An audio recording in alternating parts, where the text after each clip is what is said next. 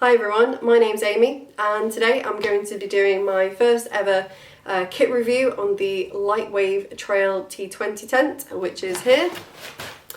And the reason why I wanted to start with this was because when I was researching a wild camping tent last year, I couldn't find any reviews whatsoever on the Lightwave tent, so it was a little bit of risk buying it, but actually that risk has massively paid off.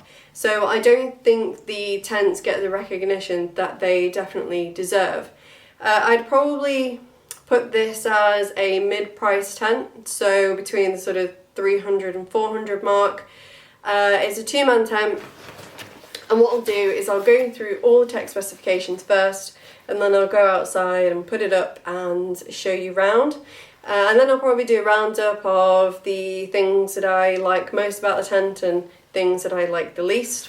But in terms of the technical specifications, so as I mentioned, it's what I would say is a mid-price tent. And the sort of three questions that everybody asks themselves when they're thinking about buying a new tent is, firstly, how much do I want to spend? 2, what season tent do I want? And 3, what weight do I realistically want to carry? This for me has the best mixture of sturdiness versus price versus weight. So for a backpacking tent, it's not the lightest, it's 2.5 kilos, and I'm often in this alone, so it is quite a heavy load to carry. If you're obviously with a friend, you split it up, then to be honest, 2.5 kilos is not that bad.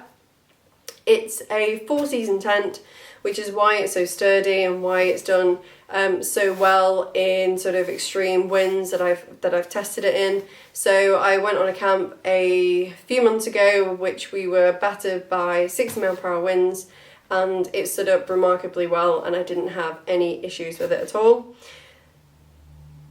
Like I say, when I did the reviews, the problem is that if you want a tent as sturdy as this, but lighter, you're paying a premium for it. So this is why it really depends on what your budget is and what you're looking for from a tent. So this is why I think overall it does a really good job.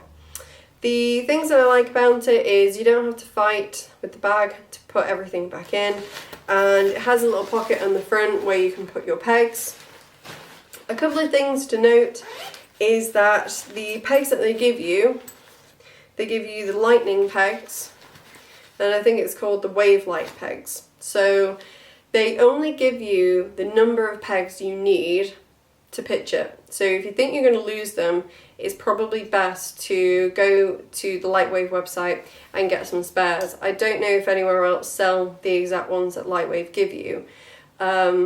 They're very, very lightweight, so I was a little bit concerned about the quality of them, but actually they are remarkably good. So these ones you are supposed to use in the guy ropes in really bad weather, whereas for a nice calm pitch you should just be able to get away with putting these in the sort of pole points. I think there's 1, 2, 3, 4, 5 or 6 of them, and then you've got guys for extra support.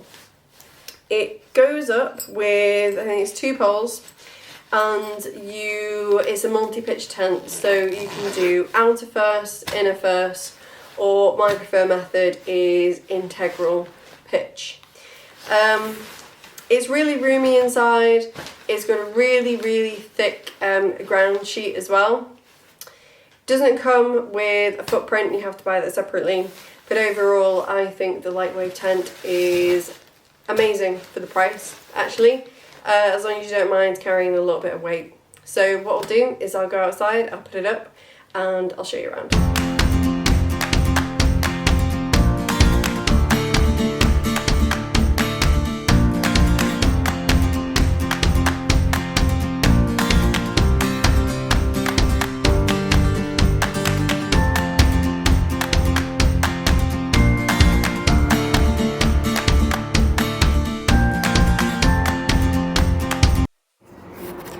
So as you may be able to see, I've really just quickly put this up, so probably not put it as taut as it needs to be, but I've actually only put 4 pegs in it, so 2 at the back and 2 at the front.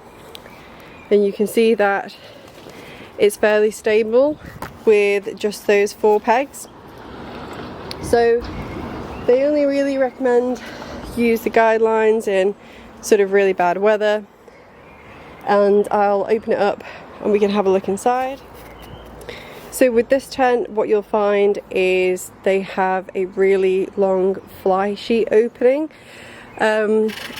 which is great if there's 2 of you in here, because it means there's loads of space to put rucksacks in the front.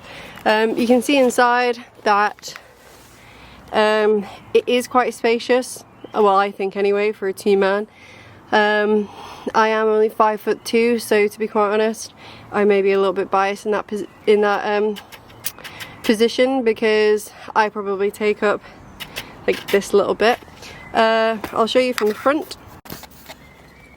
So I've just come into the tent. I'm right at the back, and like I said, I'm about 5'2", and you can see that I have plenty of space, and we've got all this space beside me as well. So I'm a bit on the shorter side, so in terms of tent length, I've never really got that issue, but you can definitely get 2 sort of 6-foot people in here without a problem. And because you have got quite a big porch area, there's plenty of space for your bags. So in terms of space, I think the extra weight is really worth it. So you can see here in a bit more detail the size of the porch, so it's quite a good size. So we'll go out and I'll tell you the things that I love and hate about this tent. Okay, so time to talk about the pros and cons of the Lightwave Trail T20 tent. So for me, there's 2 things in particular which annoy me, and the first thing is the porch. Although it's really roomy, and like I say, great for rucksacks, it's really long and narrow, which means when you're actually in the tent and you're trying to get out in the middle of the night, you need to have arms the length of Mr. Tickle to actually reach it and open it and then close it again.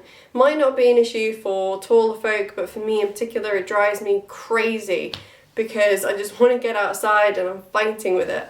The second thing is the fact that there's no ground sheet in that porch area either, because sometimes, again, because it's quite narrow, when you're sat inside to maybe get away from the wind or the rain, because just for that little bit of shelter, but you still want the view of the outside, it'd be really nice if you could just sit in that porch area to get the wind off you. And it'd be even more comfortable to do that if there was a ground sheet there. You can buy, both from the Ultralight Outdoor Gear website and also Lightwave directly, you can buy the footprint for the tent. I'll be honest and say I don't know if the footprint covers the porch or not. That is something you'd have to research, but it's something that I definitely may well research. So those are the 2 things that annoy me the most. The third thing that I would probably say is, on the few occasions where I have been camping with a friend, I have noticed quite a bit of condensation. When I have been camping with friends, it has been particularly cold. There have been particularly cold nights, and I've never noticed condensation when I've been there alone, but something to sort of bear in mind. And the last thing about it is, although the bag is great, because actually you don't have to fight with the tent to get it back in the bag, which is nice. It's always nice not have to do that. However, the bag is really slippy. It's the same texture as the tent, and in my opinion, it's really bizarre. I mean, it does its job, but it just means that, especially if it's rained, when you're rolling up the tent, it's really slippy. So that can be a little bit of a challenge sometimes, trying to get the tent back in the bag. But to be honest, overall, I mean, the biggest thing really is the weight. If you don't want to carry 2.5 kilos, then this definitely isn't going to be the right tent for you. But if you can get over the weight, I think the problems with it are incredibly minor. So overall, I think you would be really lucky to get one of these Lightwave tents, because I do think they're really well made, and I think that's what Lightwave aim for. So they're not the most popular brand out there, but I would definitely recommend them as a tent brand.